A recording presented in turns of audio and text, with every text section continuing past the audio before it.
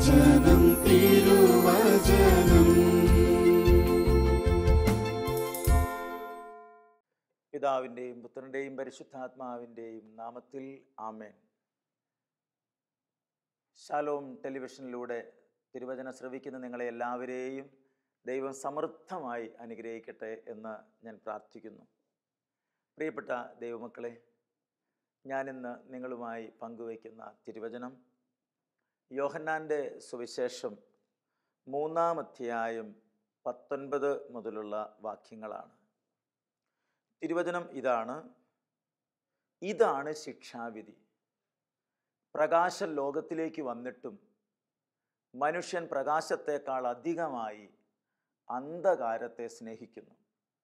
അന്ധകാരത്തെ സ്നേഹിക്കുന്നവൻ പ്രകാശത്തെ വെറുക്കുന്നു, പ്രകാശത്തു വരാൻ ഇഷ്ടപ്പെടുന്നില്ല.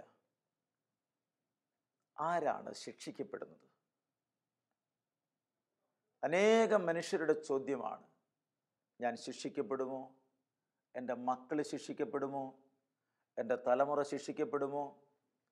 ചില ആളുകൾ സംസാരിക്കാൻ വരുമ്പോൾ തന്നെ പറയുന്ന കാര്യം ഇതാണ്: ഞങ്ങളുടെ കുടുംബം നശിച്ചു പോയിരിക്കുന്നു, ഞങ്ങളുടെ മക്കൾ നശിച്ചു പോയിരിക്കുന്നു. ആരാണ്ടോ ചെയ്ത പാപത്തിൻ്റെ ഫലമായിട്ടാണ് ഞങ്ങളിങ്ങനെ തകർന്നു പോയിക്കൊണ്ടിരിക്കുന്നത്. എന്താണ് പ്രിയരെ ശിക്ഷാവിധി എന്ന് പറയുന്നത്?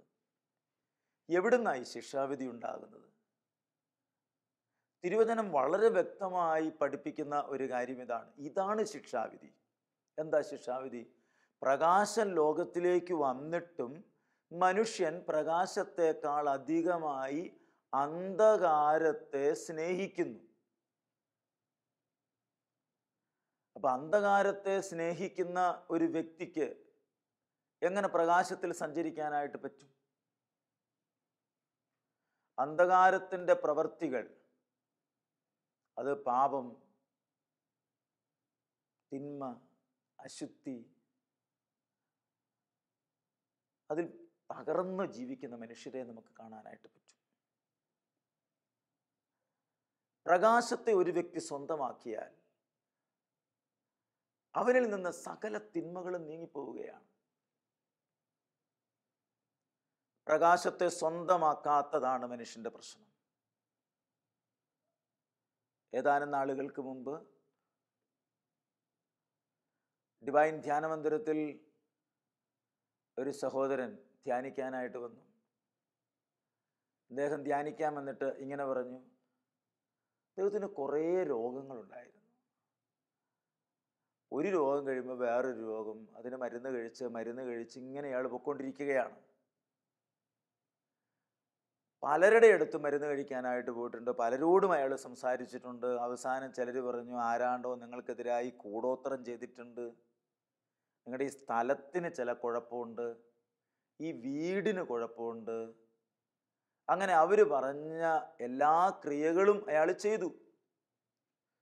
കുറച്ച് പണമൊക്കെ പലർക്കും കൊടുത്തു. എങ്ങനെയും ഈ രോഗത്തിൽ നിന്ന് ഒന്ന് രക്ഷപ്പെടണം. ഇന്ന രോഗമെന്ന് പറയാനില്ല, കുറേ രോഗങ്ങളുണ്ടായിരുന്നു എന്നാണ് പറയുക. അയാൾക്ക് മാത്രമല്ല, അയാളുടെ രോഗം മാറി അയാളുടെ മക്കൾക്ക് രോഗം, മക്കളുടെ കഴിയുമ്പോൾ ഭാര്യയ്ക്ക് രോഗം. അതുകൊണ്ട് ഈ വീട് തന്നെ വിറ്റു പോകണമെന്ന് അയാൾ ആഗ്രഹിച്ചിട്ടുണ്ടെന്നാണ് പറഞ്ഞത്. അങ്ങനെയാണ് ഡിവൈൻ ധ്യാനമന്ദിരത്തിൽ വരുന്നത്, തമ്പുരാന്റെ വചനത്തിന് മുമ്പിലേക്ക് വരുന്നത്. തമ്പുരാന്റെ വചനത്തിന് മുമ്പിലേക്ക് ആര് വന്നാലും അനുഗ്രഹിക്കപ്പെടും. കർത്താവിൻ്റെ വചനം നമ്മുടെ ഉള്ളിൽ വരുമ്പോഴാണ് നമ്മൾ അനുഗ്രഹം പ്രാപിക്കുന്നത്, അഭിഷേകം പ്രാപിക്കുന്നത്. ഏതായാലും ഒരാഴ്ച ധ്യാനിക്കാൻ തീരുമാനമെടുത്തു. തമ്പുരാന്റെ സന്നിധിയിലിരുന്ന് വചനം സ്വീകരിച്ചു. വചനമൊക്കെ സ്വീകരിച്ച് അദ്ദേഹത്തിൻ്റെ ജീവിതത്തിൽ ചില രോഗങ്ങളൊക്കെ ഇപ്പോഴും ഉണ്ട്. അയാൾ പറയും, ഇപ്പോൾ കുറേ വർഷങ്ങളായിട്ട് ചില രോഗങ്ങളൊക്കെ വന്നാലും എനിക്കതൊന്നും ഒരു പ്രശ്നമേ അല്ല. പ്രശ്നമല്ലാത്തത് കൊണ്ട് തന്നെ ആ രോഗങ്ങൾ തന്നെ മാറിപ്പോവുകയാണ്. രോഗത്തിന് അധിക വില കൊടുക്കരുത്, രോഗത്തിന് മഹത്വം നൽകരുത്. എനിക്കൊന്നും രോഗമാണ്, ഈ രോഗം മാറുകയില്ല എന്നൊന്നും പറയരുത്. ദൈവത്തിന് മാറ്റാൻ പറ്റാത്തതായി നമ്മുടെ ജീവിതത്തിൽ യാതൊന്നുമില്ല. ദൈവം നമ്മുടെ കാര്യത്തിൽ ഇറങ്ങി ഇടപെടുക തന്നെ ചെയ്യും. ഇപ്പൊ പലരും അനുഗ്രഹിക്കപ്പെടാത്തതിൻ്റെ ഒരു കാരണം പ്രകാശമായ ക്രിസ്തുവിനെ സ്വന്തമാക്കാത്തത് കൊണ്ടാണ്. ക്രിസ്തു പ്രകാശമാണ്. യോഹന്നാന്റെ സുവിശേഷത്തിൻ്റെ 8:12 ഞാൻ ലോകത്തിൻ്റെ പ്രകാശമാണ് എന്ന് കർത്താവ് പറഞ്ഞു. ഞാൻ അടുത്ത കാലത്ത് കേട്ട ഒരു പ്രസംഗമാണോ അതോ പുസ്തകത്തിൽ വായിച്ചതാണോ എന്ന് കൃത്യം ഓർക്കുന്നില്ല. ഒരമ്മ തൻ്റെ മകൻ്റെ കയ്യിൽ ഒരു വിളക്ക് കത്തിച്ചു കൊടുത്തിട്ട്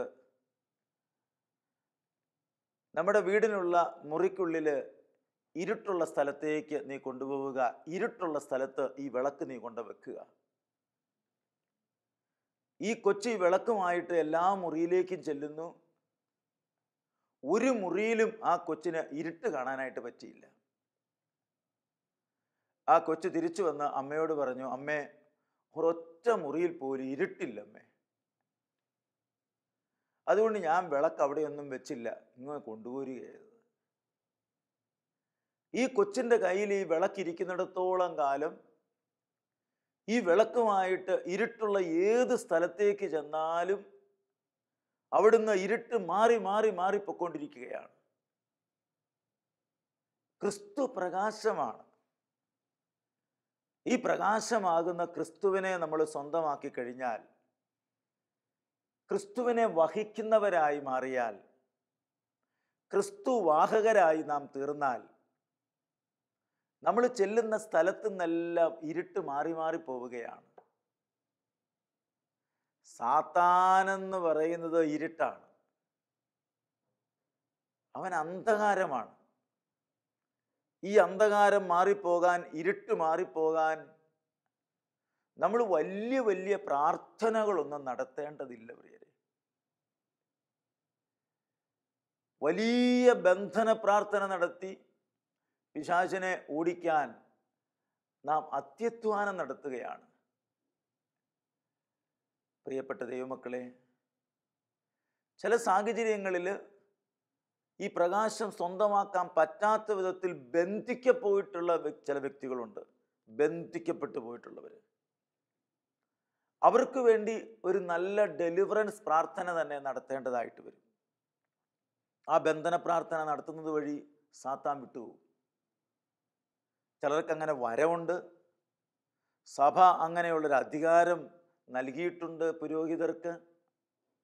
മർക്കോസിന്റെ സുവിശേഷത്തിൻ്റെ 16-ാം അധ്യായത്തിലൊക്കെ നമ്മൾ വായിക്കുന്നുണ്ട്, വിശ്വാസികൾ പിശാചുക്കളെ ബഹിഷ്കരിക്കും.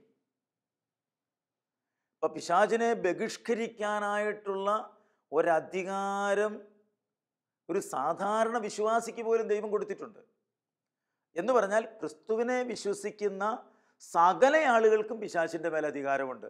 ഏതെങ്കിലും ചില വ്യക്തികൾക്ക് മാത്രമാണ് പിശാചിനെ ഓടിക്കാനുള്ള കഴിവ് എന്ന് നാം കരുതിയേക്കരുത്. ചിലർക്കൊരു വരം പോലെ കിട്ടുന്നുണ്ട്, സത്യമാണത്. എന്നാൽ അതിനേക്കാൾ അപ്പുറമായി ക്രിസ്തുവിനെ സ്വന്തമാക്കുന്ന ഓരോ വിശ്വാസിയും ക്രിസ്തു പ്രകാശമായതിനാൽ ഈ പ്രകാശം നമ്മൾ സ്വന്തമാക്കുന്നത് കൊണ്ട്, അതല്ലേ ഈശോ പറഞ്ഞത്. മത്തായിയുടെ സുവിശേഷത്തിൽ നമ്മൾ വായിക്കുന്നുണ്ട്, നിങ്ങൾ ലോകത്തിൻ്റെ പ്രകാശമാണ്.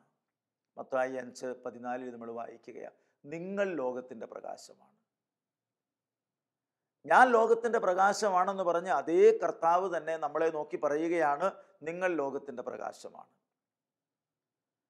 ഈ പ്രകാശമായ ക്രിസ്തുവിനെ സ്വന്തമാക്കാത്തതാണ് ശിക്ഷ, വിധി എന്ന് പറയുന്നത്. ശിക്ഷിക്കപ്പെടാനായിട്ടുള്ള ഏക കാരണം ക്രിസ്തുവിനെ സ്വന്തമാക്കാത്തതാണ്. അപ്പോൾ അതുകൊണ്ട് പ്രിയപ്പെട്ട ദൈവമക്കളെ, നമ്മൾ അനുഗ്രഹിക്കപ്പെടണം എന്ന് നമ്മൾ ആഗ്രഹിക്കുന്നുണ്ടെങ്കിൽ ആർക്കും യേശുവിനെ സ്വന്തമാക്കാം, ആർക്കും രക്ഷപ്പെടാം. എന്തിൽ നിന്നാണ് നമ്മൾ രക്ഷപ്പെടേണ്ടത്? ഈ പൈശാചികമായ പീഡകളിൽ നിന്ന് നമ്മൾ രക്ഷപ്പെടണം.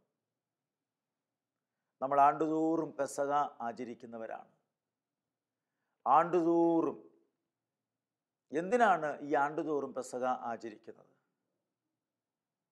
പഴയ നിയമത്തിൽ ഇസ്രായേൽ മക്കൾ ഈജിപ്തിൻ്റെ അടിമത്തത്തിൽ കഴിഞ്ഞിരുന്നവരാണ്. അവരെ തേനും പാലും ഒഴുകുന്ന കാനാൻ ദേശത്തേക്ക് ദൈവം നയിക്കുകയാണ്. ഊനമറ്റ ആട്ടിൻകുട്ടിയെ കൊന്ന് കുഞ്ഞാടിൻ്റെ ചുടിരക്തം ഇസ്രായേൽ മക്കളുടെ ഭവനത്തിൻ്റെ കട്ടളപ്പടിയിൽ തളിക്കുന്നു. ഏതെല്ലാം വീടിൻ്റെ കട്ടളപ്പടിയിൽ രക്തമുണ്ടോ ആ വീട്ടിലുള്ള ആരെയും സംഹാരദൂതൻ ഒന്നും ചെയ്തില്ല. രക്തമില്ലാത്ത ഭവനങ്ങളിലുള്ള കുഞ്ഞുങ്ങളൊക്കെ മരിച്ചുപോയി. പലരും തകർന്നുപോയി, രോഗികളായി മാറി. എന്നാൽ ഇസ്രായേൽ മക്കളെ മാത്രം ദൈവം രക്ഷപ്പെടുത്തുകയാണ്. അവരെ രക്ഷപ്പെടുത്തി തേനും പാലും ഒഴുകുന്ന കാനാൻ ദേശത്തേക്ക് കൊണ്ടുപോവുകയാണ്. അങ്ങനെ ചെങ്കടലിന്റെ മുമ്പിൽ നിൽക്കുന്നു, വഴി തുറക്കുന്നു. വഴി അറിയാത്തവർക്ക് വഴിയാണ് ക്രിസ്തു. ആ വഴിയിലൂടെ ഇസ്രായേൽ മക്കള് അക്കരയെത്തി. പിറകെ ഫറവോയും സൈന്യവും വന്നു. അവർക്ക് ആ വഴിയിലൂടെ പോകാൻ പറ്റിയില്ല. അവരാ വഴിയിലേക്ക് ഇറങ്ങിയതേ വെള്ളം വന്ന് മൂടി. അവരതിനകത്ത് പെട്ട് മരിച്ചുപോയി. വിശ്വസിച്ച് യാത്ര ചെയ്തവര് ആ വഴിയിലൂടെ രക്ഷപ്പെട്ടു. വിശ്വസിക്കാത്ത യാത്ര ചെയ്തവര് ആ വഴിയിലൂടെ കടന്നുപോയില്ല. ഇപ്പൊ ക്രിസ്തുവിൽ വിശ്വസിച്ച് യാത്ര ചെയ്യാൻ തയ്യാറാണോ? നമുക്ക് ഒരു ഉയർച്ചയുണ്ട്, നമുക്കൊരു രക്ഷയുടെ അനുഭവമുണ്ട്.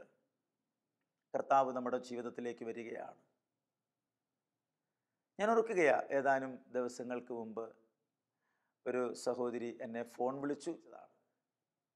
എനിക്ക് ആ സഹോദരിയെ അറിയാൻ പാടില്ല, കണ്ടിട്ട് പോലുമില്ല. ആ സഹോദരിയുടെ മകള് ഗർഭിണിയാണ്, ഇപ്പോൾ ഹോസ്പിറ്റലിലാണ്. കുഞ്ഞ് ക്രിട്ടിക്കൽ സ്റ്റേജിലാണ്, മരിച്ചുകൊണ്ടിരിക്കുകയാണ്. പ്രാർത്ഥിക്കണം. കുഞ്ഞിനെ ജീവനോടെ കിട്ടില്ല എന്ന് ഡോക്ടർ തീർത്തു പറഞ്ഞിരിക്കുകയാണ്. ഞങ്ങളൊരു സ്ഥലത്ത് കൺവെൻഷന് പോകുമ്പോൾ ഈ ഫോൺ വന്നപ്പോൾ ഞങ്ങൾ ആ വണ്ടിക്കകത്തിരുന്ന് എല്ലാവരും കൂടെ പ്രാർത്ഥിക്കുകയാണ്. കർത്താവേ, ആ സഹോദരിയുടെ മകളുടെ കുഞ്ഞിനെ നീ സുഖപ്പെടുത്തണം, സുഖപ്രസവം നൽകി അനുഗ്രഹിക്കണം. വൈദ്യശാസ്ത്രത്തിന് ഒന്നും ചെയ്യാൻ പറ്റില്ല എന്ന് പറഞ്ഞപ്പോഴാണ് അത് കേട്ടിട്ടാണ് നമ്മൾ പ്രാർത്ഥിക്കുന്നത്. പ്രാർത്ഥിച്ചു, അവർ ദൈവത്തിൽ ആശ്രയിച്ചു, ശരണപ്പെട്ടു. പിറ്റേ ദിവസം അവരെ ഫോൺ വിളിച്ചിരിക്കുകയാണ്, യാതൊരു കുഴപ്പവുമില്ലാതെ ആ കുഞ്ഞിനെ പ്രസവിച്ചു എന്ന്. ഡോക്ടേഴ്സിന് അത് വലിയ അത്ഭുതമാണ് എന്ന്. അവർക്കെല്ലാം അത് അത്ഭുതമായി തീർന്നിരിക്കുന്നു. മാത്രമല്ല, അവിടെയുള്ള എല്ലാവരും ഒരുമിച്ച് പ്രാർത്ഥിച്ചു. പ്രാർത്ഥിച്ചതുകൊണ്ട് ദൈവമാണ് ചെയ്തത് എന്ന് മനസ്സിലാക്കാൻ എളുപ്പമായി തീർന്നു. ദൈവത്തിൻ്റെ കൃപ അവരിലേക്ക് ഒഴുകി വന്നു. ഞാൻ പറഞ്ഞു വരുന്ന കാര്യം ഇതാണ്: നമ്മുടെ ഉള്ളിൽ ദൈവീക പ്രകാശം നിറയണം. പ്രകാശമായ ക്രിസ്തുവിനെ നമ്മൾ സ്വന്തമാക്കണം. പ്രകാശമായ ക്രിസ്തുവിനെ നമ്മൾ സ്വന്തമാക്കാത്തിടത്തോളം കാലം നാം അന്ധകാരത്തിലാണ് വ്യാപരിക്കുന്നത്. അന്ധകാരത്തിൽ വ്യാപരിക്കുന്ന ഒരു വ്യക്തിക്ക് അന്ധകാരത്തിൻ്റെ പ്രവൃത്തികളെ ചെയ്യാനായിട്ട് പറ്റുകയുള്ളൂ. എന്ന് പറഞ്ഞാൽ അന്ധകാരത്തിൻ്റെ പ്രവൃത്തികൾ അത് പാപപ്രവൃത്തികൾ തന്നെയാണ്. ജഡത്തിൻ്റെ വ്യാപാരങ്ങൾ എല്ലാവർക്കും അറിയാം എന്ന് പറഞ്ഞ് പൗലോസ്ലീഹ ഇങ്ങനെ എഴുതി വച്ചിട്ടുണ്ട്: അവ വ്യഭിചാരം, അശുദ്ധി, ദുർവൃത്തി, വിഗ്രഹാരാധന, ആഭിചാരം, ശത്രുത, കലഹം, മാത്സര്യം, ഭിന്നത, വിഭാഗീയ ചിന്ത, വിദ്വേഷം, മദ്യപാനം, മധുരോത്സവം, ഇവയും ഇദൃശ്യമായ മറ്റു പ്രവൃത്തികളുമാണ്. ഇത്തരം പ്രവൃത്തികളിൽ ഏർപ്പെടുന്നവർ ദൈവരാജ്യം അവകാശമാക്കുകയില്ല.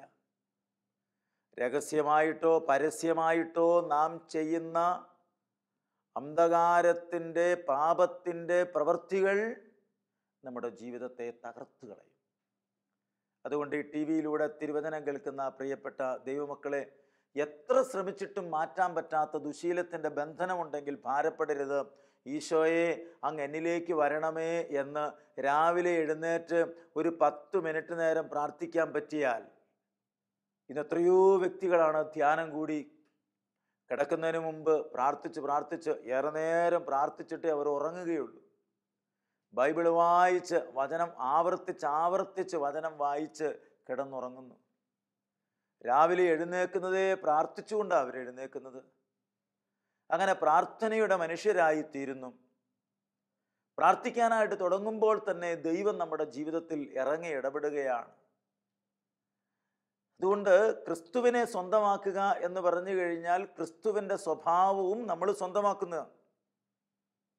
ക്രിസ്തു പിതാവിനോട് രാത്രിയുടെ യാമങ്ങളിൽ മലയുടെ മുകളിൽ പോയി പ്രാർത്ഥിക്കുമായിരുന്നു. നമ്മളും പ്രകാശമായ ക്രിസ്തുവിനെ സ്വന്തമാക്കി കഴിയുമ്പോൾ നമ്മളും പ്രാർത്ഥിക്കാൻ തുടങ്ങുകയാണ്. അതുകൊണ്ട് പ്രിയപ്പെട്ട ദൈവമക്കളെ, തിരുവചനം ആര് ശ്രവിക്കുന്നു അവരെല്ലാം അനുഗ്രഹിക്കപ്പെടുകയാണ്. കർത്താവിൻ്റെ വചനം നമ്മുടെ ജീവിതത്തെ മാറ്റിമറിക്കുകയാണ്. അതുകൊണ്ട് തിരുവചനത്തിൻ്റെ മുമ്പിൽ നമ്മുടെ ജീവിതം നമുക്ക് സമർപ്പിക്കാം.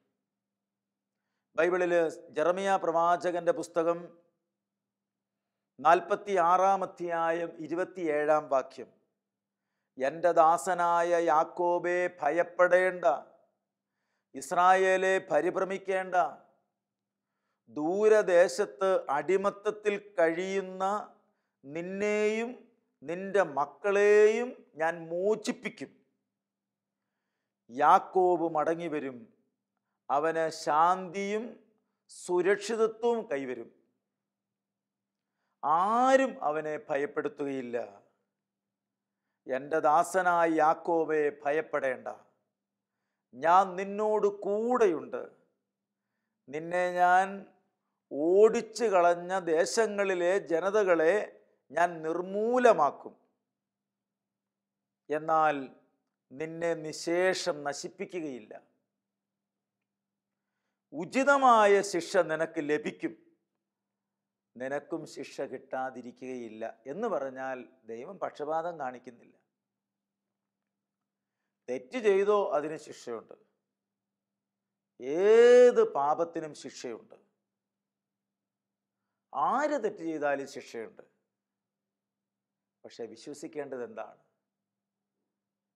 നമ്മുടെ തെറ്റ്, നമ്മുടെ പാപം, നമ്മുടെ ശിക്ഷ ക്രിസ്തു ഏറ്റെടുത്തു. ഗാഗുൽത്തായിലെ കുരിശിൽ ഏറ്റെടുത്തു, നാം ശിക്ഷിക്കപ്പെടാതിരിക്കേണ്ടതിന്. അതുകൊണ്ട് കഴിഞ്ഞ കാലത്ത് വന്നുപോയിട്ടുള്ള പാപത്തിൻ്റെ വീഴ്ചകൾ ഓർത്ത് ഈ പാപം വഴി ഞാൻ ശിക്ഷിക്കപ്പെടുമല്ലോ, എൻ്റെ തലമുറ ശിക്ഷിക്കപ്പെടുമല്ലോ എന്ന് കരുതി ഭാരപ്പെടരുത്. യെശയ്യാ പ്രവാചകന്റെ പുസ്തകത്തിൽ നമ്മൾ വായിക്കുന്നുണ്ട്, 53-ാം അധ്യായത്തിൽ നമ്മൾ കാണുന്നത് ഇങ്ങനെയാണ്: നമുക്ക് വേണ്ടി കുരിശു വഹിച്ചവനാണ് നമ്മുടെ കർത്താവ്, നമ്മുടെ വേദനകളും പാപങ്ങളും ഏറ്റെടുത്തവനാണ് നമ്മുടെ കർത്താവ്. യെശയ്യാ പ്രവാചകന്റെ പുസ്തകം 53-ാം അധ്യായം 5-ാം വാക്യം, നമ്മുടെ വേദനകളാണ് യഥാർത്ഥത്തിൽ അവൻ വഹിച്ചത്, നമ്മുടെ ദുഃഖങ്ങളാണ് അവൻ ചുമന്നത്. എന്നാൽ ദൈവം അവനെ പ്രഹരിക്കുകയും ശിക്ഷിക്കുകയും ദണ്ഡിപ്പിക്കുകയും ചെയ്തു എന്ന് നാം കരുതി. നമ്മുടെ അതിക്രമങ്ങൾക്കു വേണ്ടി അവൻ മുറിവേൽപ്പിക്കപ്പെട്ടു, നമ്മുടെ അകൃത്യങ്ങൾക്കു വേണ്ടി ക്ഷതമേൽപ്പിക്കപ്പെട്ടു. അവൻ്റെ മേലുള്ള ശിക്ഷ നമുക്ക് രക്ഷ നൽകി. അവൻ്റെ മേലുള്ള ശിക്ഷ നമുക്ക് രക്ഷ നൽകി. അപ്പൊ യേശുക്രിസ്തു ശിക്ഷിക്കപ്പെട്ടത് നമുക്ക് വേണ്ടിയിട്ടാണ്. ഈ നോയമ്പ് കാലത്ത്, ഈ തപസ് കാലത്ത് ക്രിസ്തു എനിക്ക് വേണ്ടി പീഡ ഏറ്റെടുത്തുവെങ്കിൽ എൻ്റെ തമ്പുരാനോടുള്ള സ്നേഹത്തെ പ്രതി എനിക്കിഷ്ടപ്പെട്ട ഇറച്ചിയും മീനും മുട്ടയും പാലും ഐസ്ക്രീമും എന്തുമായിക്കൊള്ളട്ടെ, എനിക്കെന്താണോ ഇഷ്ടപ്പെട്ടത്, ഒരുപക്ഷെ എല്ലാ ദിവസവും സീരിയൽ കാണുന്നവരായിരിക്കാം നാം. അങ്ങനെ സീരിയൽ കാണുന്നവരാണ് എങ്കിൽ എൻ്റെ കർത്താവിനെ പ്രതി ഈ തപസ് കാലത്ത് അല്ലെ കുറേ കാലത്തേക്ക് ഞാനിതെല്ലാം വേണ്ട എന്ന് വെക്കുന്നു. അങ്ങനെ വേണ്ട എന്ന് വെക്കുന്നത് വഴി ദൈവത്തിൻ്റെ കൃപ നമ്മുടെ മേൽ ഒഴുകി വരികയാണ്. സ്വർഗത്തിൽ നിന്ന് ഇറങ്ങി വന്നവനാണ് നമ്മുടെ ദൈവം. കുറച്ചു കാലത്തേക്കാണെങ്കിലും സ്വർഗം വേണ്ട എന്ന് വെച്ചവനാണ് നമ്മുടെ ക്രിസ്തു. എന്തിനാണ് സ്വർഗം വേണ്ട എന്ന് വെച്ചത്? നമ്മൾ സ്വർഗത്തിലെത്താനാണ്. നമുക്ക് സ്വർഗം തരാൻ സ്വർഗം വേണ്ട എന്ന് വെച്ചവനാണ് നമ്മുടെ കർത്താവ്. നമ്മളെ സ്വർഗത്തിലെത്തിക്കാൻ സ്വർഗം വിട്ടിറങ്ങി വന്നവനാണ് ഈശോ. അതുകൊണ്ട് സ്വർഗം നഷ്ടപ്പെടുത്തിയവൻ നമുക്ക് സ്വർഗം തരാൻ ആഗ്രഹിക്കുന്നു. സ്വർഗം നഷ്ടപ്പെടുത്തി ഇവിടെ വന്ന് നമ്മുടെ കൂടെ ജീവിച്ച് മരിച്ച് ഉയർത്തെഴുന്നേറ്റ് വീണ്ടും അവൻ സ്വർഗത്തിലേക്ക് പോയി പിതാവിൻ്റെ വലത് ഭാഗത്ത് എഴുന്നള്ളിയിരിക്കുകയാണ്. അവിടെ ഇരുന്ന് നമുക്ക് വേണ്ടി പ്രാർത്ഥിച്ചുകൊണ്ടേയിരിക്കുകയാണ്. ആ ക്രിസ്തുവിനോടുകൂടെ പ്രാർത്ഥിക്കാം നമുക്ക്. നിങ്ങളെ വീട്ടിലിരുന്ന് വ്യക്തിപരമായി പ്രാർത്ഥിക്കുമ്പോൾ ഒരുപക്ഷെ ഈ ടി വിയിലൂടെ തിരുവചനം കേൾക്കുന്ന പല ആളുകളും രോഗികളായി വീട്ടിൽ കഴിയുന്നവരായിരിക്കും, അല്ലെങ്കിൽ ഒറ്റപ്പെട്ട വ്യക്തിയായിരിക്കാം. ചങ്ങനാശ്ശേരിയിൽ നിന്ന് ഒരമ്മച്ചി എന്നെ വിളിക്കാറുണ്ട്. ആ അമ്മച്ചി പറയുകയാ, എൻ്റെ വീട്ടിൽ ഞാൻ മാത്രമേ ഉള്ളൂ, എൻ്റെ 2 മക്കളും അമേരിക്കയിലാണ്, എനിക്ക് ആശ്വാസം എന്ന് പറയുന്നത് ഈ ഷാലോൺ ടി വിയാണ്. ഈ ടി വിയിലൂടെ ഞാൻ വചനം കേൾക്കുകയാണ്. ഷാലോൺ ടി വിയിലൂടെയും ഗുഡ്നസ് ടി വിയിലൂടെയും ഈ ആത്മീയ ചാനലിലൂടെ കർത്താവിൻ്റെ വചനം അവർ കേൾക്കുകയാണ്. ഈ അമ്മച്ചി ഏറ്റവും അധികം കേൾക്കുന്നത് ഷാലോൺ ടി വിയാണ്. കേൾക്കാൻ കാരണം രാവിലെ തന്നെ പ്രസംഗം ആ സഹോദരിക്ക് കേൾക്കുകയാണ്. മുഴുവൻ സമയം ആ ടി വി ഓണാക്കി വെച്ചിരിക്കുകയാണ്. അമ്മച്ചി പറയാ, ഈ ടി വി ഉള്ളതുകൊണ്ട് വീട്ടിൽ ആളുള്ളത് പോലെയാണെന്ന്. നമ്മൾ കുറച്ച് സീരിയലൊക്കെ കണ്ടാൽ അതിനകത്ത് കരച്ചില്, ബഹളം, കുത്ത്, അടി, കൊലപാതകം, തെറ്റായ സന്ദേശങ്ങളാണ് നമുക്ക് ലഭിക്കുന്നത്. അനേകര് പാപത്തിലേക്ക് വീഴുന്ന സന്ദേശം. നല്ല സന്ദേശങ്ങൾ ലോകത്തിന് കൊടുക്കട്ടെ. അതുകൊണ്ട് പ്രിയപ്പെട്ട ദൈവമക്കളെ, ഇതാണ് ശിക്ഷാവിധി. പ്രകാശം ലോകത്തിലേക്ക് വന്നിട്ടും മനുഷ്യൻ പ്രകാശത്തെക്കാൾ അധികമായി അന്ധകാരത്തെ സ്നേഹിക്കുന്നു. അന്ധകാരത്തെ സ്നേഹിക്കുന്നവൻ പ്രകാശത്തെ വെറുക്കുന്നു. അവൻ പ്രകാശത്ത് വരാൻ ഇഷ്ടപ്പെടുന്നില്ല. ഇന്ന് അനേകം വ്യക്തികൾ അന്ധകാരത്തിൻ്റെ പ്രവൃത്തിയിലൂടെ സഞ്ചരിക്കുന്നവരാണ്. സാത്താനെ ആരാധിക്കുന്ന ആളുകൾ പോലും ഏറി വരുന്ന കാലമാണിത്. സാത്താനെ ആരാധിക്കുന്നവരാണ് കൂടുതൽ എന്നാരും ചിന്തിക്കേണ്ട. ദൈവത്തെ ആരാധിക്കുന്നവരാണ് എന്നും അധികമായിട്ടുണ്ടാവുക. അത് അങ്ങുവരെ അങ്ങനെ ആയിരിക്കും. സാത്താൻ അധികം മുന്നോട്ട് പോകാൻ പറ്റിയല്ല.